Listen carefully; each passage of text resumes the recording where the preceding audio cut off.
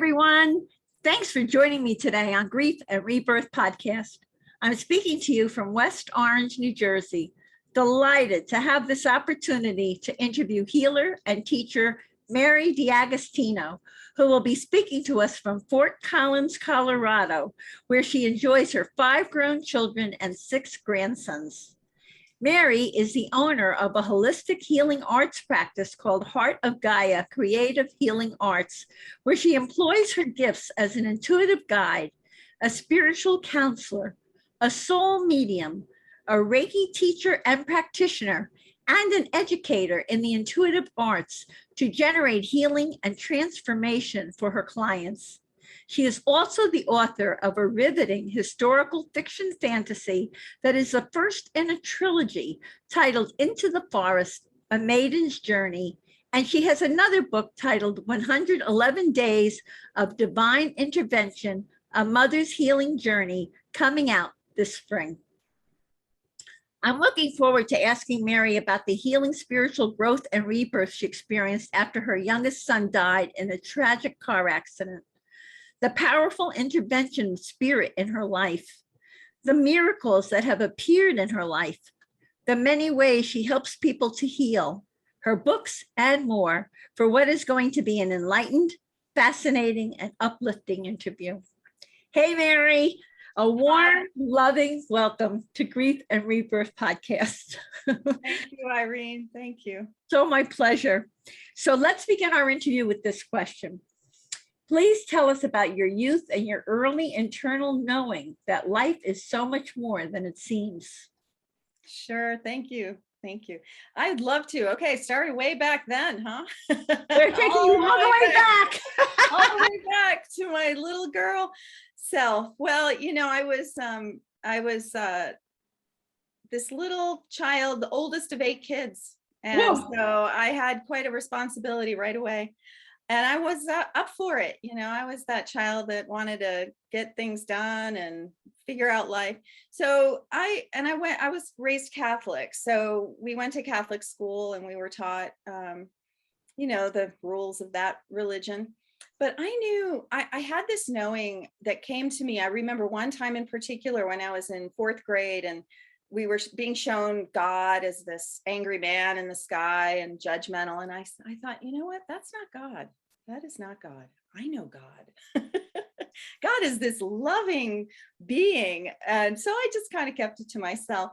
And also I had a very strong connection with nature and trees and got to live near a field when I was a kid and spent hours just connecting with the sky and the land and just felt such a strong connection to something greater that was right there for me. So yeah, and also with angels, because I was taught about angels as a child with my religion, and I felt them, I saw them, they were with me. Wow.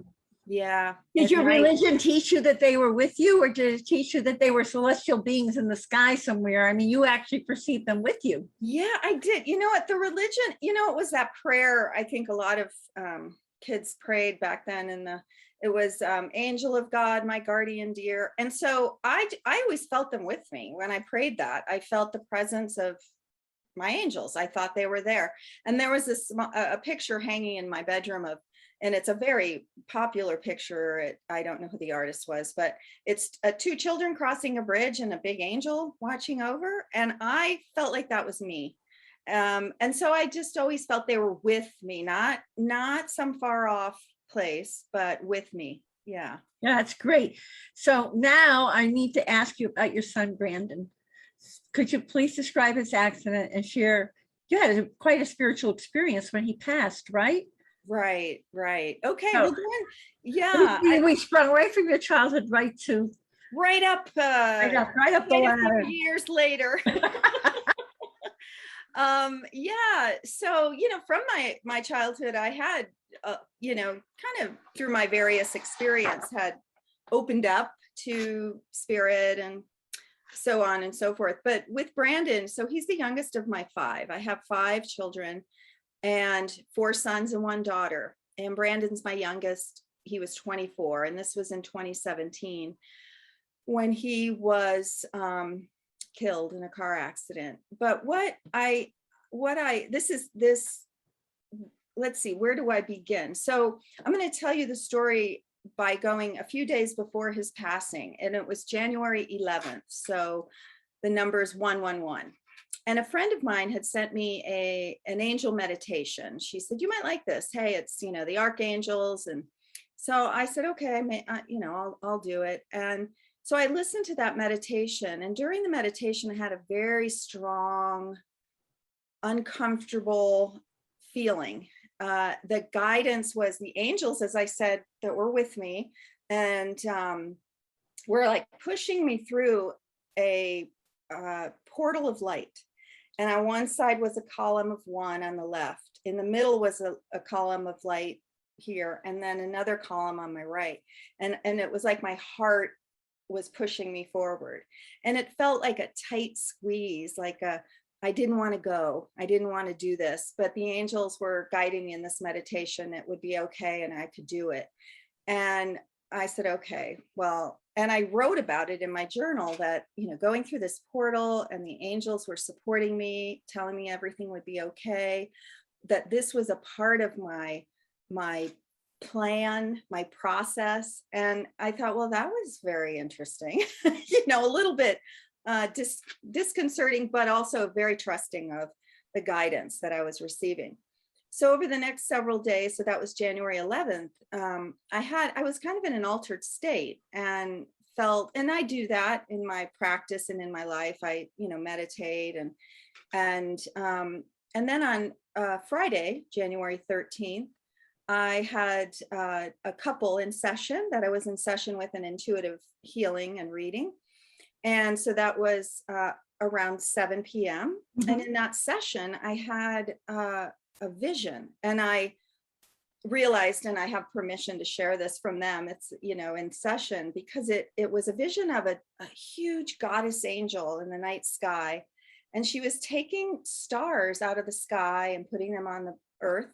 And then she was taking them off of the earth and putting them back up into the sky. And I shared that vision with my client. And the couple were like, oh, that's a beautiful vision, but we didn't think it pertained to them, but it was okay. Well, that was a good vision. But so fast forward, it was the evening. I went to sleep, a very, very deep sleep. But before I had gone to sleep, I took my phone out and I was looking at pictures of Brandon and his last birthday, and there was a beautiful just coincidentally you felt just coincidentally, I was relaxing. I picked my phone up, started looking through my phone, and saw those pictures of Brandon and his little nephews, my grandson, singing happy birthday with this. It was dark with the cake lit of the candles. It was the cutest thing. And I felt this deep sense of peace and sadness too. Because Brandon had been through quite a lot in his life, and struggles and challenges, but he was in a good place. But as the mom, I just felt like, I feel like he's doing well now and at peace somehow. So I go to sleep. I wake up the next morning to phone calls, and that Brandon was missing, and his fiance had been trying to call me and text me all night, but I had gotten none of those texts. None. And when she texted me that morning, I thought, well, Brandon's kind of known to not respond to her sometimes. So I went on to his Facebook and I said, I want to see what he's up to. Maybe he posted something.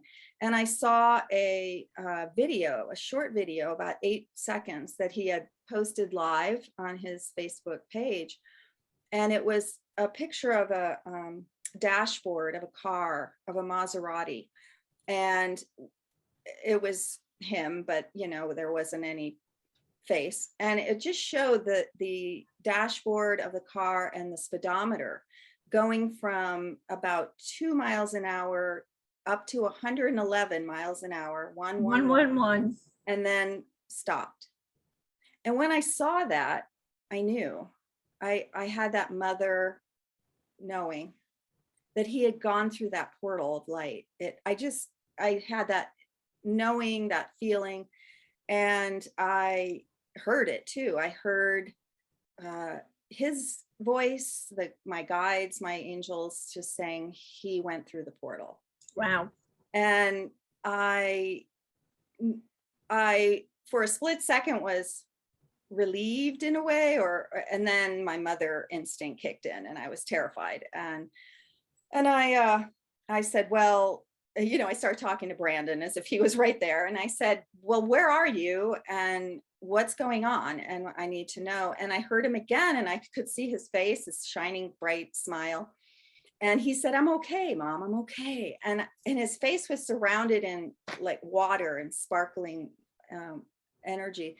And so I just took that and then went on to search for what happened to him. And my other children, his father, his friends, all started looking. So he had actually worked at a car dealership, a luxury car dealership in Denver. And he had taken a car out, a Maserati, that evening. Around the same time I was having that vision in my session, he was speeding down a side road where they would often take the cars out. They were allowed to do that. And they weren't allowed to speed, but young men, sports cars. And he was speeding down the road, and he lost control and ended up flipping many times. So that's why when I told you my story, and he flew 120 feet. I didn't know this until much later, but flew and landed upside down in a ditch. Yeah, the retention pond. And there was some water. It was very little water, but there was water.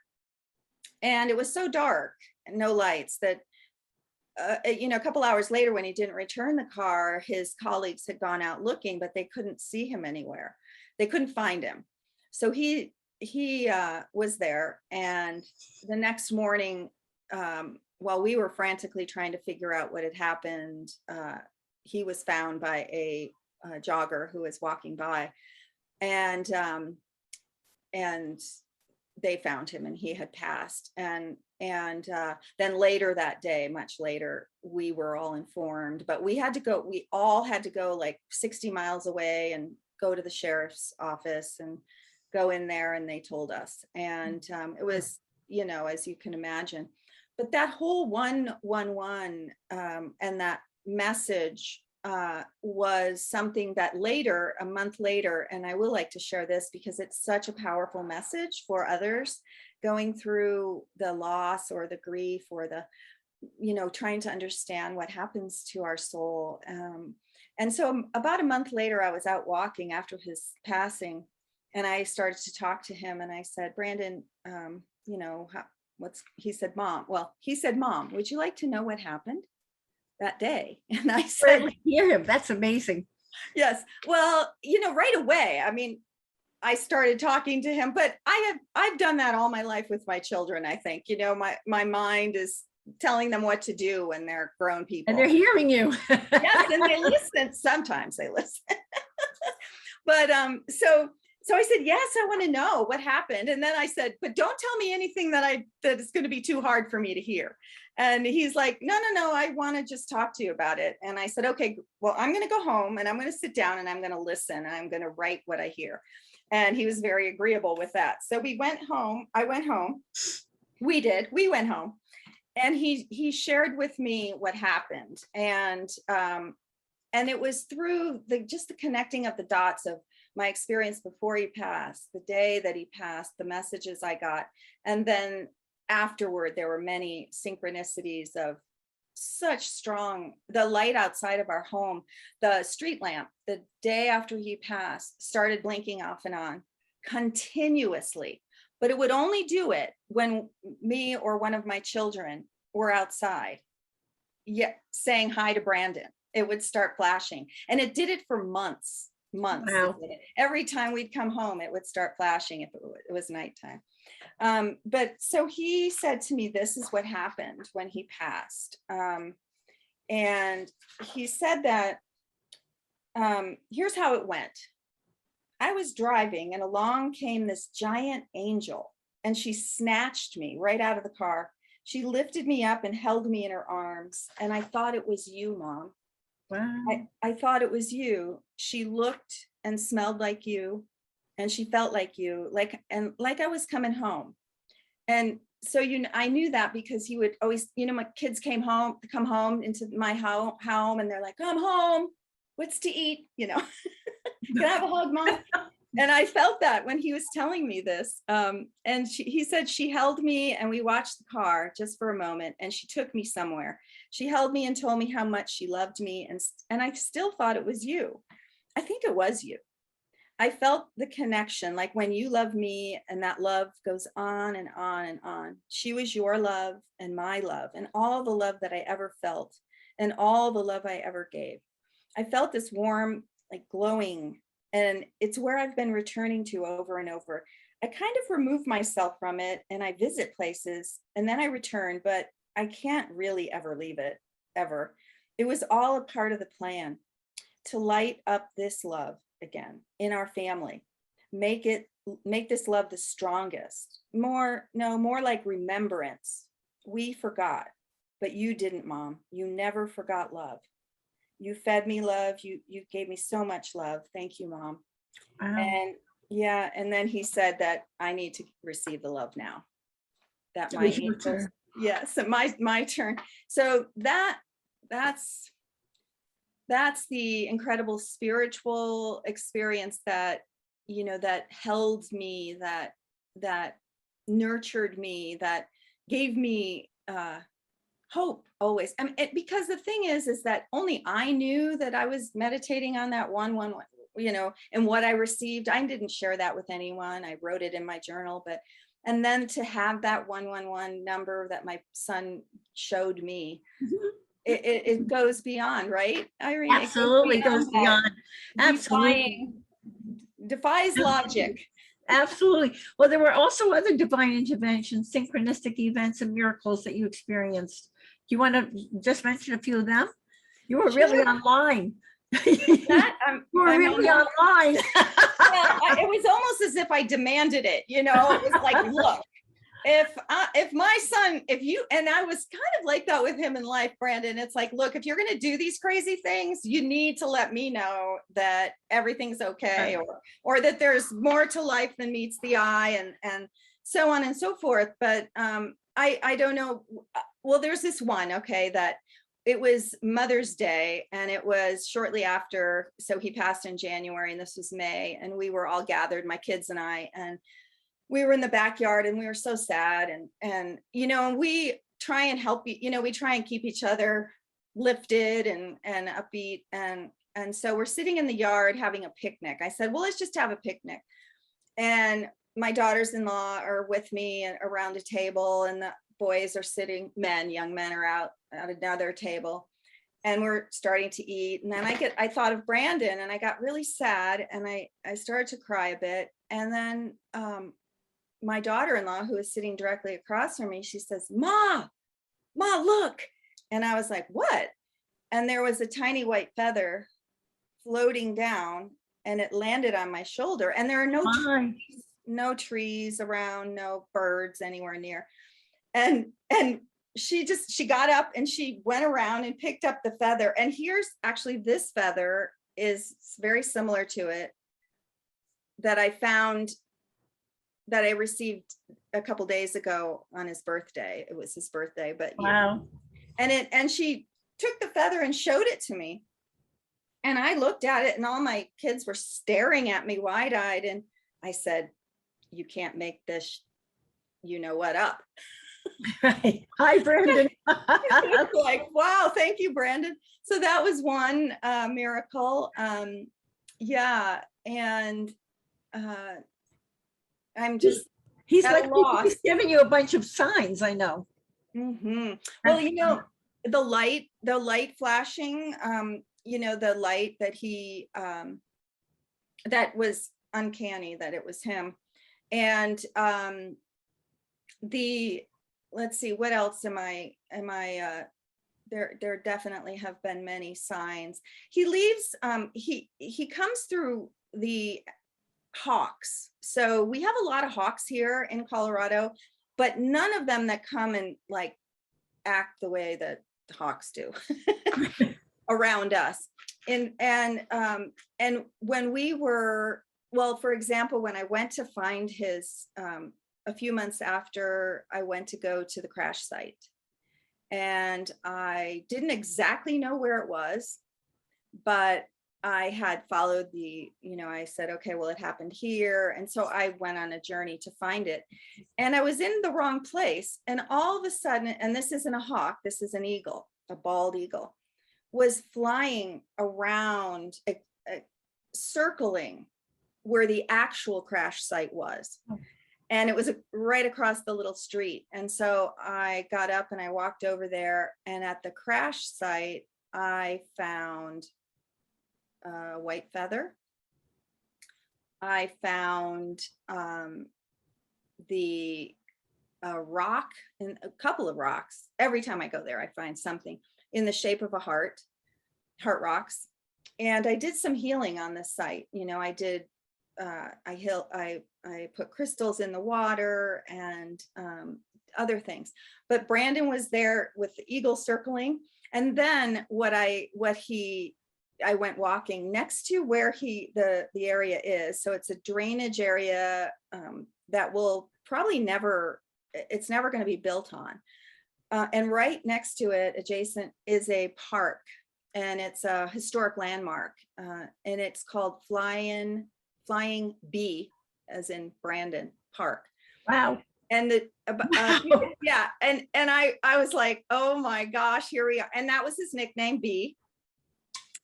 And it was just the most amazing place that he could have picked. And I could hear him again saying, yeah, I had to pick this for you because I knew that, if I didn't, you'd be mad. Anyway. Well, actually, it was very true, because it's flying bee and he flew to the other side. So. Yes, he did. And he was a big skateboarder, and he posted just a few days before he passed, he posted a picture of him and put the words, flying, I'm flying home, I'm flying. Oh my goodness. Oh my goodness. So I have to share you with everyone listening, because you have overcome such incredible adversity in your life, Mary. Holy moly.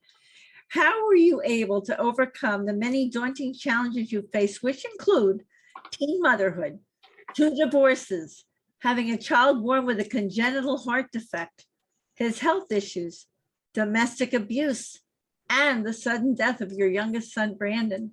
How did you see yourself? How did you come to be whole sitting in front of me today, going through all of that? Yeah, when you put it all together, it's really quite daunting. Yes. Well, I did do it one step at a time, and that is one of my mantras. It's one day at a time. And I always had that strong faith that there was something else going on beside the hardships, that there was a bigger picture, a plan. And I always felt that I was going to be guided and protected and loved and watched over. And so from teen motherhood up, and what also happened for me was I asked for help from guidance and the divine and life. And well, actually, that was sort of a heads up when you saw the angels and you perceived them when you were a kid, because you were a teen. It seems to me you were a teen mother, but meanwhile, you already knew that there was something else. Yes, to turn to.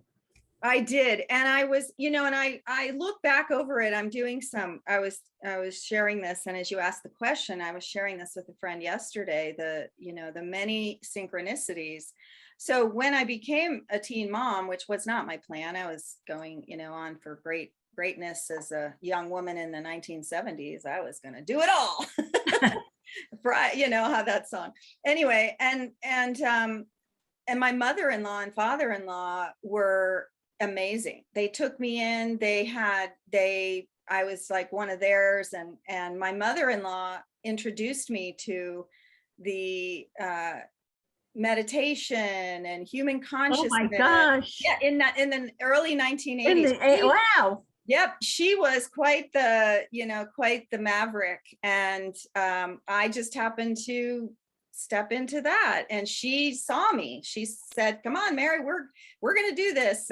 And so every step of the way, Irene, I have had angels on earth step in, and I've pursued that too, through the hardship. I want to call it my will, or my stubborn, I don't know, my stubborn Italian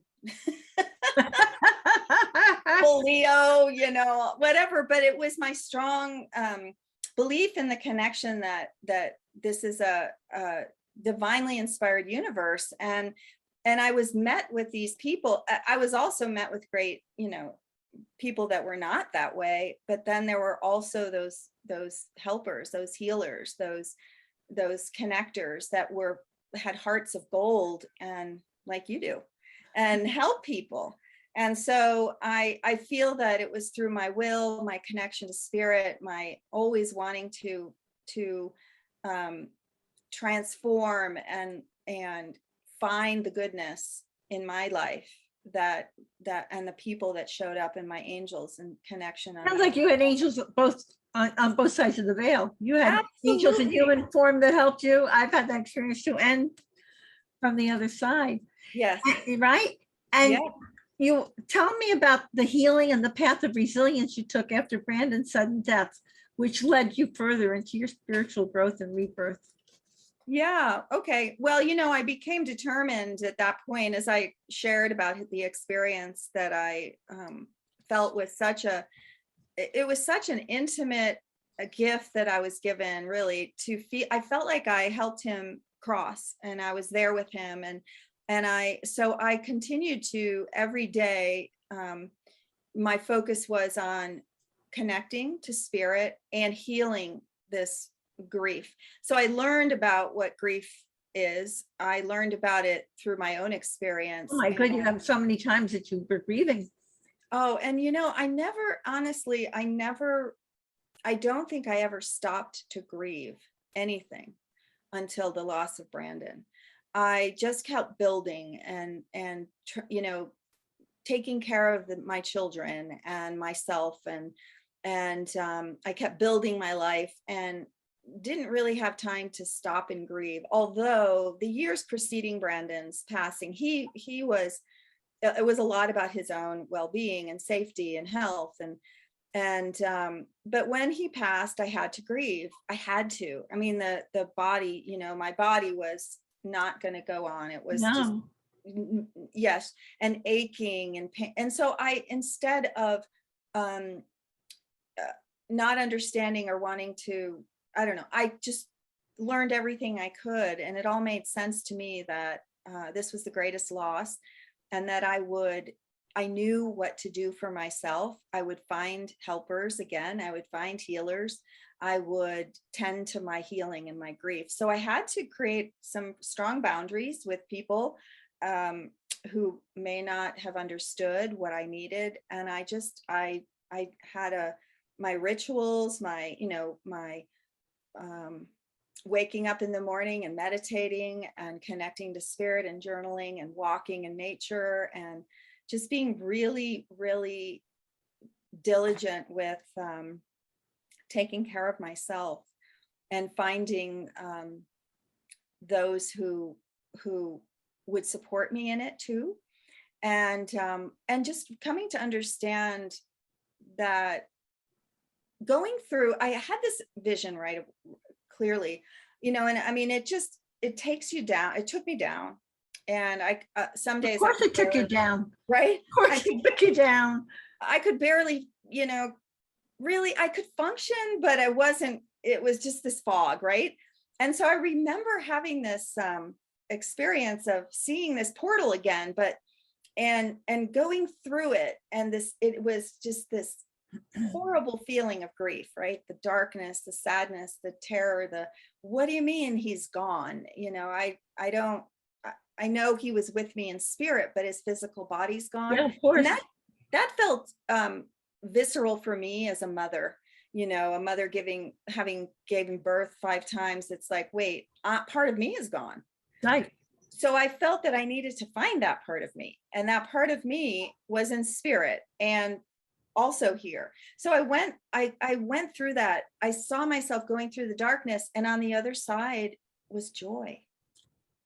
It was, I know Wow. it gives me the chills. And I was like, okay, I'll do it then. I'll feel those feelings. I'll get support. I'll grieve. I'll moan. I'll cry. I'll do everything I need to do. To But the really, rainbow is on the other side waiting. yes, because that is what I know is going through the experience leads you to light, greater love. And it was the way I was treating myself too, with great love and compassion for my loss. And that I feel is very important. Yeah, it sounds like part of your rebirth was to learn about self-love. Absolutely. That's my big message, because as a child, although I felt the love of the divine and the angels, the self-love was not there. It was not taught to me. It was actually the opposite. You're not worthy, you're not good enough. And so I had to really get out those big guns and say, oh no, I am worthy. I have to take care of myself. If I don't, self-care, self-love, self-appreciate, and self-accept what has happened, I won't get through this. So I really turned it up high. That's great. Well, I want to turn our conversation to your book because everyone, I loved her book. Mary wrote this riveting book titled Into the Forest, A Maiden's Journey, and it's the first book in a trilogy. What inspired you to begin writing this book? And in what ways were that strange group of women defying the religion of the times, the lovely maiden Elizabeth, who longed for truth, freedom, and happiness, and the metaphor of the forest, drawn from aspects of your own life? And everyone, I can't encourage you enough to read this book. It was wonderful. Really, I love it. Thank you. Yeah. Okay. So what inspired me to write this? So I went through a divorce in 2002, and it was devastating divorce. And it was my second marriage, had been married for quite a few years and had, my children. And anyway, so I started to, I kept getting these images in meditation, of these people, these characters. And I knew that it was past life. And so I thought, well, let me find out what they're doing. And I felt that I could heal. There was something that was with this story and the telling of this story that would help me heal my relationship with my soon-to-be ex-husband.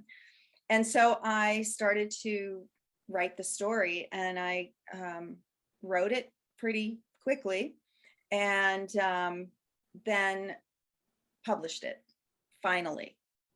And it went through its own journey, let me tell you, of self-love, just like me. my book itself went through many journeys, because back then you needed to have a publisher. You couldn't self-publish, or right. So anyway, so the maiden Elizabeth is the main character, and she came to me, and I know that she was definitely a past life of mine. Of yours. She was unbelievable. What a strong character. And then you had that strange group of women. Is that stand-in for like what you do with people with Heart of Gaia? Yes, it is. It was my guest. Yeah. Yes, they were a strange group, weren't they? But so knowing for me, I knew comforting. Who people are. I know who they are. I know what they do. Very, so she connected, this strong-willed young woman, said, no, I'm not going to be, living a life that everyone else tells me I have to live. I'm going to find myself, my spirit, my light. And she found it in the forest, and met these women. So those women definitely live the way I live now, Irene. I don't live in the forest. But you gather people together for healing and all. That's what they did. Yes, I do. Yes. And they're connected with their healing gifts. They're connected with who they are as people, and they never separated from that. They were never taught differently as many of us were. It was, I believe we're born with knowing and intuition, and then it's taught out of We're us. conditioned, right? We're conditioned. Yes. So it's not good. So how did the book, how did editing it bring you a deeper understanding of life and death and help you with your second divorce? Well, I didn't know it. It's really interesting because the book really foreshadows. So it was written in 2002, and then so it helped me with the divorce because it allowed me to connect with my power. Okay. Yeah.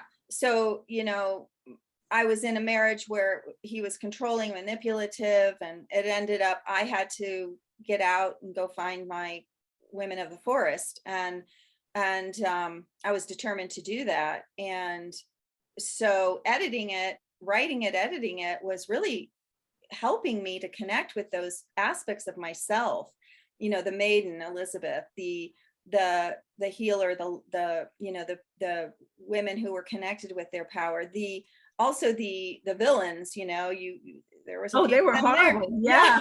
they were bad, but they were my way of expressing, this is what happened to me, this is how I felt, and this was real. But I told it through story so that I could heal, so that I could find my power, so that I could find my voice. Really, it's my voice that it was suppressed during the marriage and before both marriages. I was, that woman with so much power and passion, but was told, conditioned to hide it. Don't rock the boat. And through writing the story, editing it, and then publishing it this last year has been a great healing for me, and also a connection with those others, in the audience and in life that are also on that path, so that they can know how powerful they are, and that it's their birthright to seek that and live out their truth. Absolutely. I just have to ask you, the Father Gregory, who was so made impotent, Yeah, by such evil forces, who was that in your life? Was that you? well, there's something about when you do, archetypal work or dream work, you got to every person in that was part of me. But no, he was really he was modeled after men I knew. Not my husbands, they were different. They were different characters in there. But yeah, through men I knew, and also the masculine, I suppose, that selling your soul to forces of that try and control you, and it's kind of what happens when you sell your soul, is what I was really. And I do. Yeah, that was very obvious. I felt for him. Yes, and the second book, it does continue, and you might like what happens in the second book. Oh, Gregory survives. Okay. Well, he was still there. Yep. Yeah. So now I want to know, tell us about, well, you've sort of mentioned about 111 days of divine intervention, a mother's healing journey. Is there anything that's coming? And I'm sure we'll talk about that at another time. But is there anything you'd like everyone to know? Because it's coming out this spring, right? So would you like our audience to earmark it and watch for it? Yes, what would you like them to know? Well, I want to tell you what I did. So it's 111 days of divine intervention, and it is stories of divine intervention, like what I have explained, but and then inspiration to help others. But what I did, Irene, is I created a podcast, actually. Oh, good for you. I called it 111 Days of Divine Intervention, and I just did the first episode. But because while writing the book, I'm communicating to and gathering people to listen and hear and wake up their own divine interventions. And so you can watch, we can look for that, the podcast, 111 Days of Divine Intervention, and go to my website and get my on my email list, and I send out updates. And I would love to also hear other stories too of divine intervention, especially through death loss, because I feel that as you do with grief and rebirth, it's, you know, giving such hope and a new life to those of us who have lost loved ones in such a tragic way. Yeah. There's life and hope. So so check out the podcast. We'll see how that goes. And the book will be out. And if you go to my website, you can, Okay. get some information on it. And now you have this Heart of Gaia, Creative Healing Arts, which is divine. And you say it was divinely inspired with the right people and experiences showing up at exactly the right time. So I'm going to combine it with another question I have, because you're an intuitive guide, a spiritual counselor, a soul medium, and a Reiki teacher and a practitioner. So tell us how this was like this podcast for me. How was Heart of Gaia, Creative Healing Arts divinely inspired with the right people and experiences showing up? And the second question is, how do you implement the modalities that you use to facilitate healing empowerment for people who are going through transitions in their lives? And also, do you do this from a distance? Can anyone in our audience listening to you, Zoom with you, dial you up, or whatever? And so how do you help them? Okay, sure. Okay, so another divine intervention. So years ago, when I was going through that divorce, writing my novel and deciding how am I going to make a living, I've been a mom for so many years, and I decided to do some volunteer work at Children's Hospital in Denver, since my son, who was born with a congenital heart defect, he was now 16 and doing okay. And I thought, okay, I want to give back to all those wonderful, amazing people. And so I signed up, but nobody contacted me. And it was months went by. I was like, wait, what? I want to help. And then finally I got a call from them. And it was a woman from the March of Dimes. And she said, we're creating a pilot program here for the parents who have children in the ICU. And we'd like you to teach or hold or facilitate a journaling workshop for them. And I was like, I had never done that before in my life. Why did they ask me? But I had been an avid journaler all my life since I was a little girl. And so I said, how did she know? I don't, this is the divine intervention. Right. And so I said, okay. I said, yes, this is what I do, by the way. And this is what when spirit knocks, you say, okay, yes, right, Irene? Right.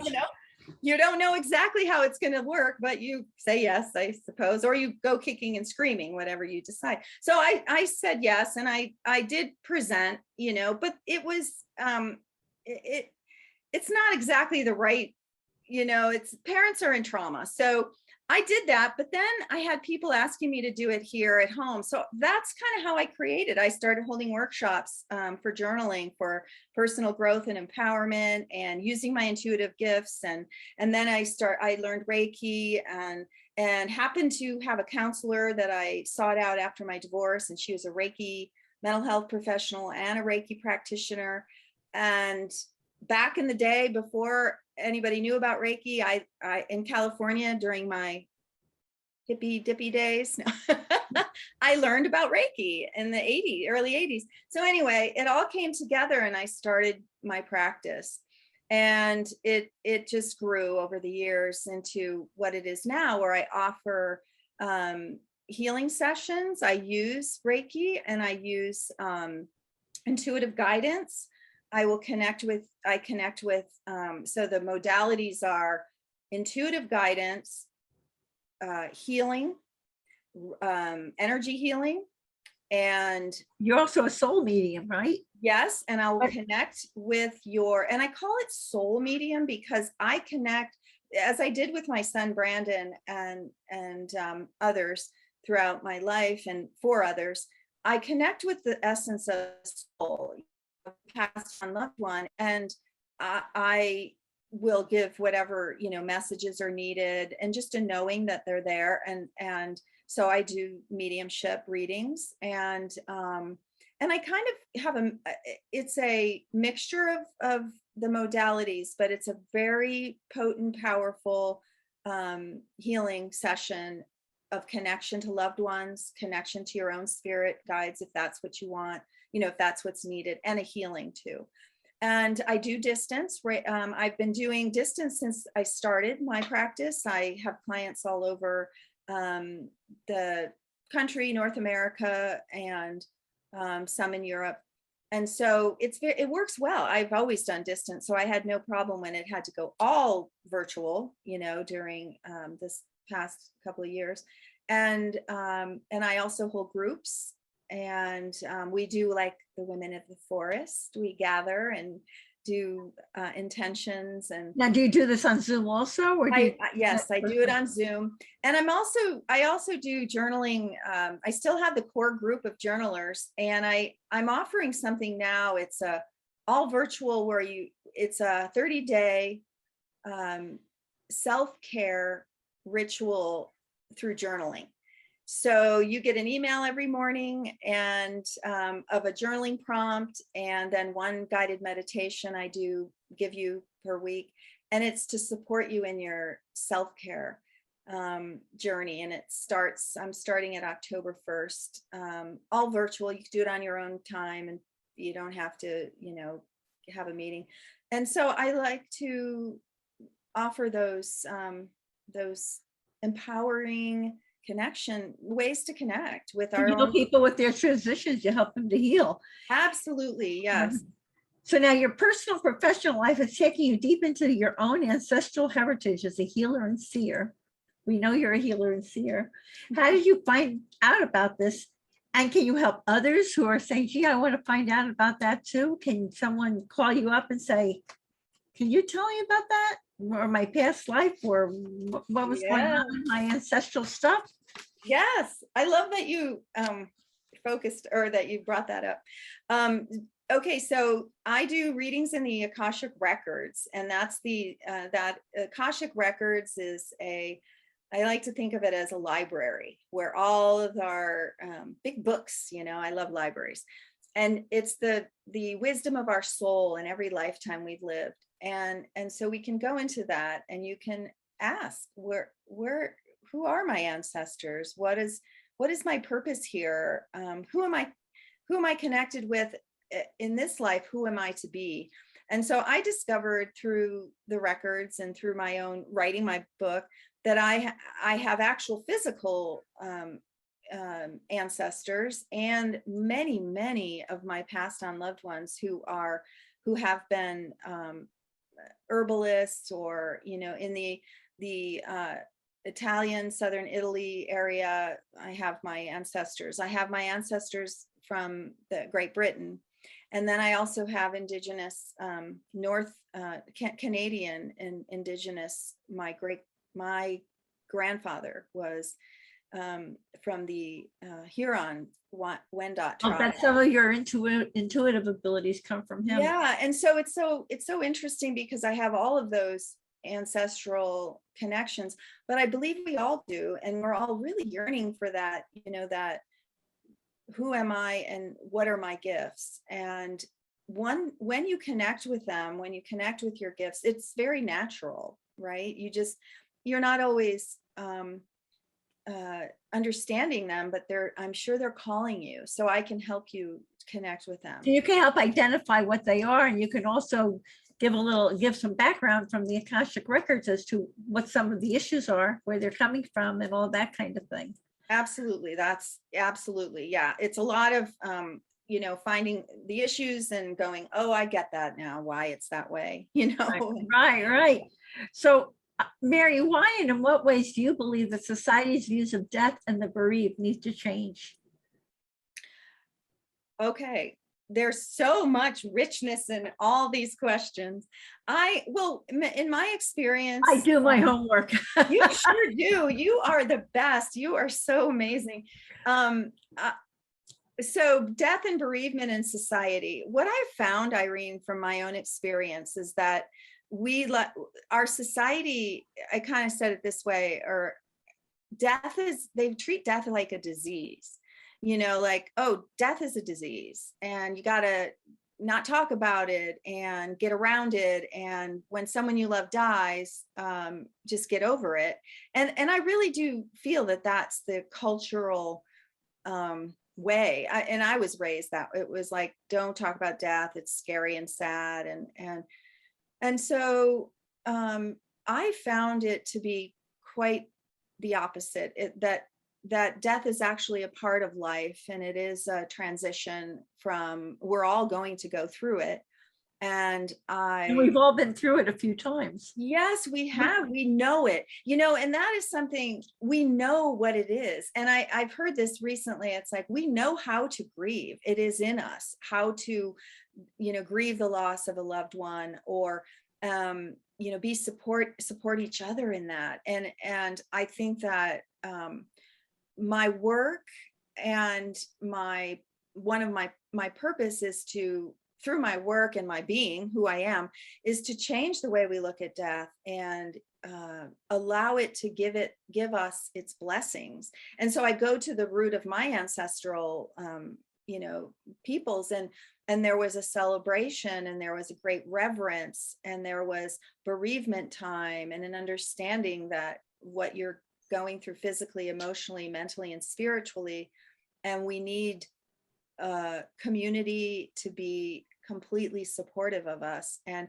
I found that, like, people, not everyone, many people showed up, but then there were the closest people that I thought would, of course, be there, that weren't, because so much fear around death, and the feelings, and the big feelings that it brings up. And it also changes relationships, I found. Yes. Depending on how people relate to death, or what happened to you, or your fears, or whatever. It really, you change, and your situations around it change. Yeah, yes. And I think I found that people are afraid to, talk to you sometimes, because, they think they're going to catch it or something. Or, or they don't know what to say. People don't know what to say. So I think that there's a lot of education and learning about and again, I bring it back to self-love and compassion, and for self and others. It's so important for how we treat the grieving and death, and also the spiritual aspects of death are often, there's so much more to it than even the religions have shared. It's like a big secret, but it's not. It's not. You mean the spiritual saying that we cross over and we transition, or are you talking about something specifically? Well, what I was talking about is what we're taught through our maybe religions about death.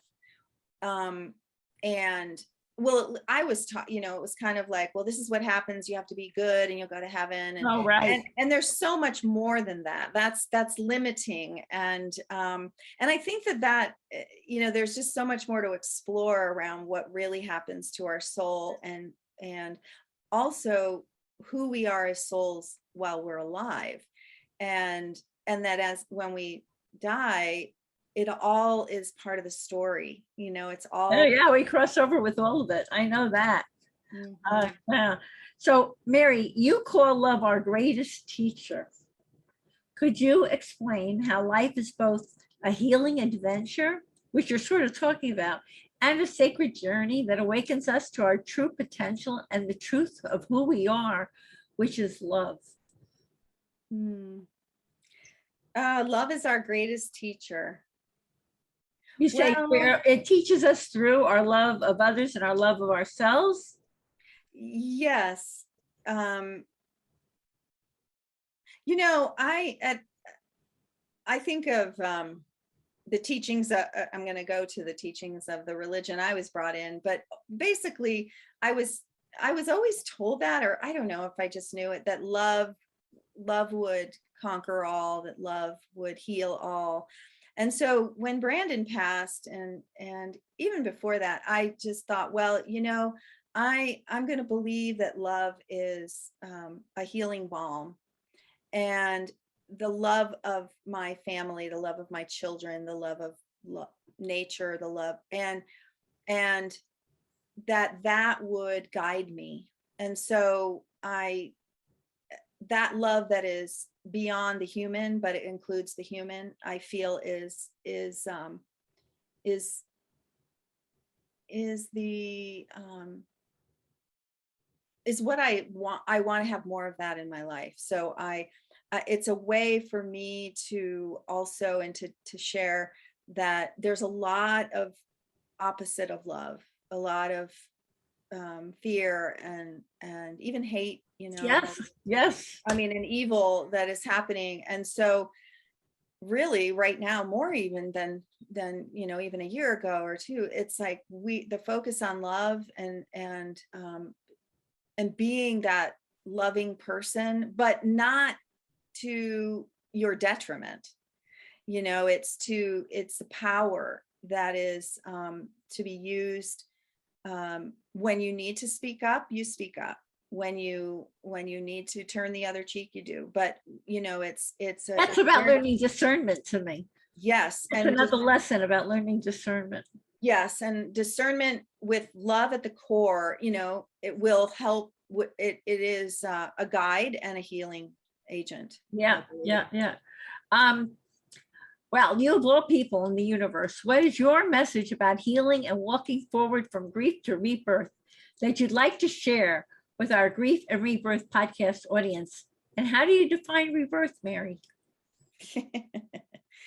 Okay, my message to walk forward through grief and rebirth. Well, very clearly, it is probably the most important journey of your life. It is the journey of my life. So taking one step at a time, and finding the helpers and the healers, and trusting your own inner belief, however tiny it is, that there is love at the core of everything. And that is how I walk forward and how I assist, my fellow travelers. I call everyone my fellow travelers.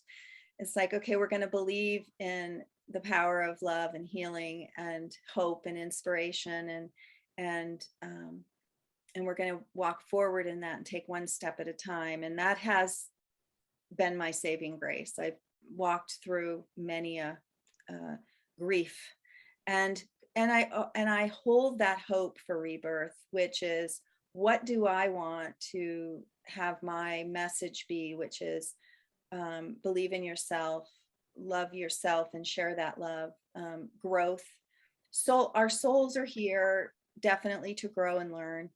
And if you can connect with that in any way, and it makes sense, and then start asking, what might that mean for you? What does it mean to have soul growth? And I could find those answers through the divorce, through the loss of my son Brandon. I knew he had grown his soul, and I was to grow my soul, and so that's rebirth to me, is to transform the pain and the suffering and the trauma into love and healing, and often purpose. Yes, and manifest it into your, what do you have to share? Because we need each other now more than ever, I believe, on our planet. I agree. And there's so many ways to connect with amazing people like you, and that are doing such amazing things and sharing, what the works of others through your podcast. And it's like, this is not my purpose. So I'm very clear to, this is who I am and what I want to share. Because if I could bring, yes, I work with people in all kinds of ways, connecting them to their soul and their purpose and their ancestors and their healing and healing their energy. But really, it's about bringing moments of peace and grace and comfort that we can believe in, so we can keep going. And then and then you can look back and go, wow, that was truly miracle, that I was able to walk through each day and transform that deep pain and suffering into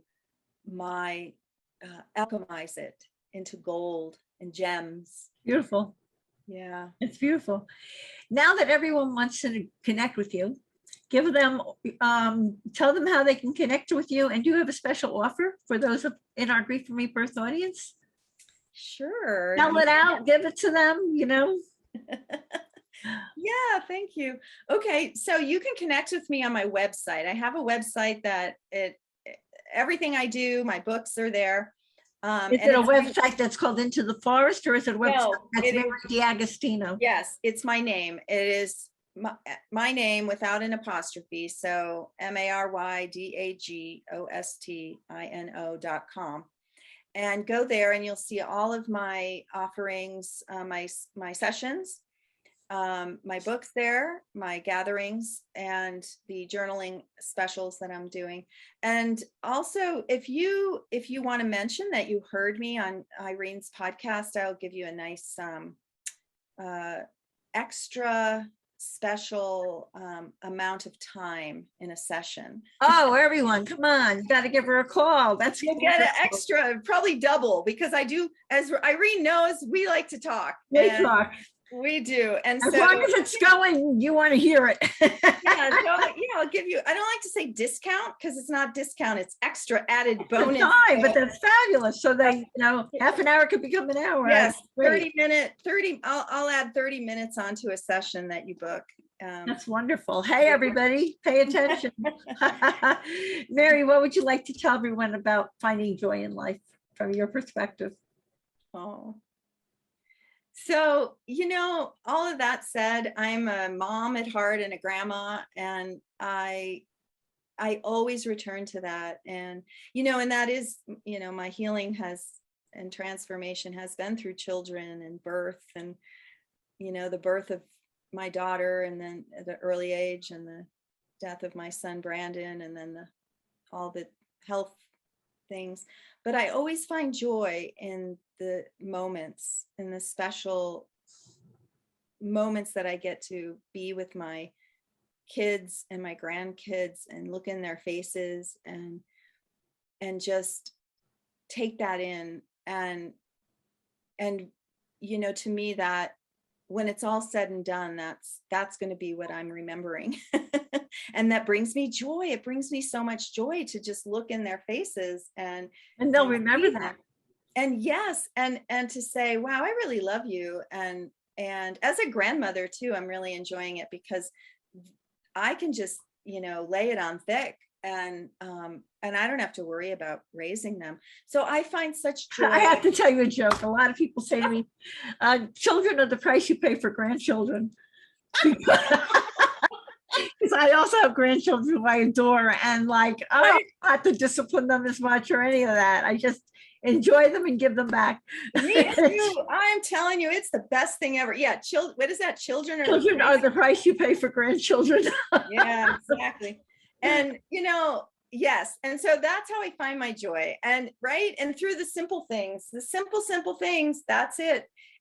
Whether it be the beautiful leaves. I mean, right now I'm just in awe of the colors. Oh, it must be gorgeous. I mean, it's beautiful in New Jersey. I can imagine what's going on in Colorado. Oh, it is so gorgeous. In the mountains. Must be stunning. And so that I find joy in those simple things, and that fuels me. That's wonderful. Well, Mary, you are such a special healing beacon of light. I applaud your passion to share messages of love, hope, and inspiration from spirit through your wise and intuitive counsel, your practical insights, and the healing energy you so generously share. And I commend you on your sacred personal journey of grief to rebirth and the grace-filled healing difference you're making in so many lives. I'm sure that your remarkable book, Into the Forest, A Maiden's Journey, will speak to many hearts and souls in our Grief and Rebirth audience as it did to mine. Thank you from my heart for this inspiring and uplifting interview. And here's a reminder, everyone, that you can see the show notes and all Grief and Rebirth podcast episodes on ireneweinberg.com. And make sure to follow us and like us on social at Irene S. Weinberg on Instagram, Facebook, Twitter, and YouTube. As I like to say, to be continued. Many blessings, and bye for now.